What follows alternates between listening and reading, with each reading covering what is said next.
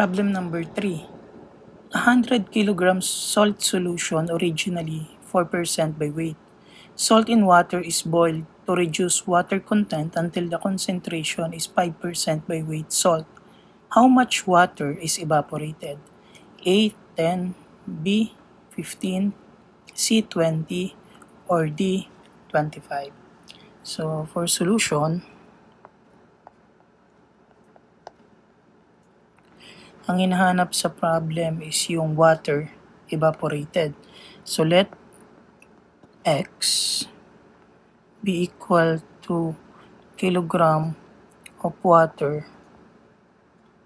evaporated.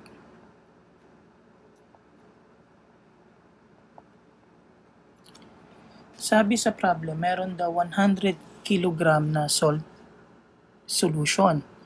So, drawing natin. For example, ito yung solution. And 100 kilogram salt solution ito.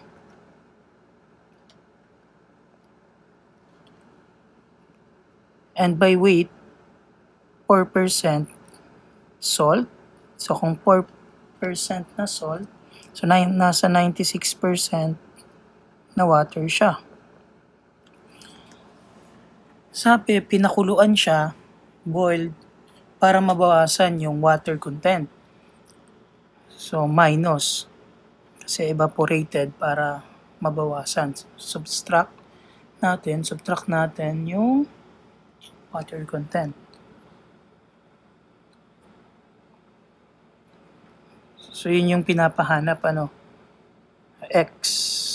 And let X be the kilogram ng water evaporated. Since water lang siya, so 0% salt and 100% siyang water.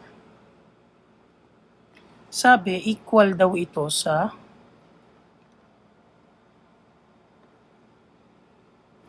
concentration na ang mixture naman ay ang concentration ay 5% salt and yung water niya is 100 minus yung X natin. Yan yung sa water.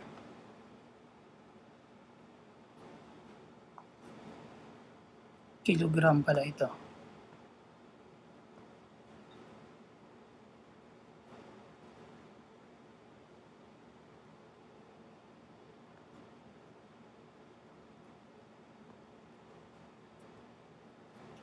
Kilogram siya.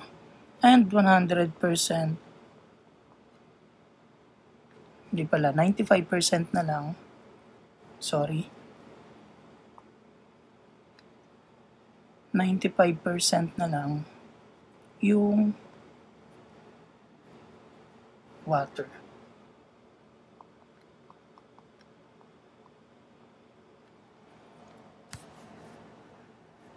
Okay. So, nakuha natin yung problem. Pinapahanap lang yung kilogram ng water evaporated.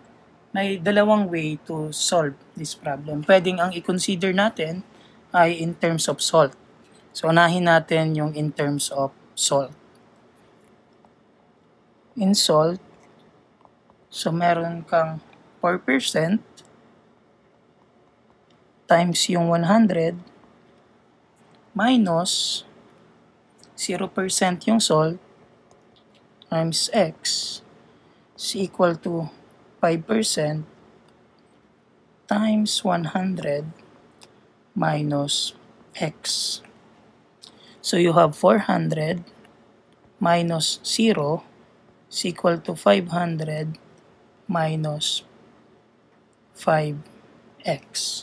So you have 400 is equal to 500 minus 5x. Lagay natin sa left side, may variables. Tapos dito naman sa right side, itong constant. So 5 x is equal to 100 divided by 5 divided by 5. So you have x is equal to 20 kilogram. In terms of salt yan. Pwede rin natin siyang isolve in terms of salt, in terms of water. Dito na lang natin nilagay.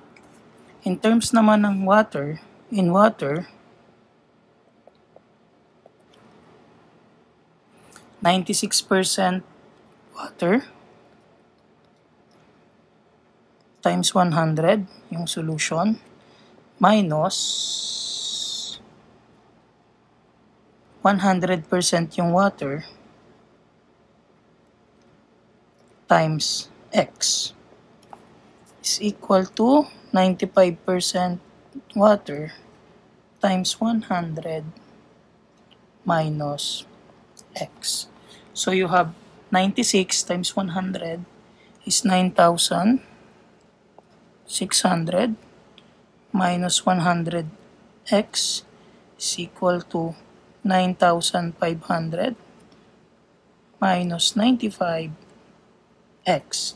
Ilipat uli natin, pagsamahin yung mga variables and nasa kanan yung mga constant. So you have 100x plus 95x is equal to 9,500 minus 9,600. So you have negative 5x is equal to negative 100. And tuloy natin dito. You have negative 5x is equal to negative 100 divided by negative 5 yung both side divided by negative side. Negative 5 naman yung right side. So you have x is equal to 20 kilogram. So the answer is C, 20 kilogram.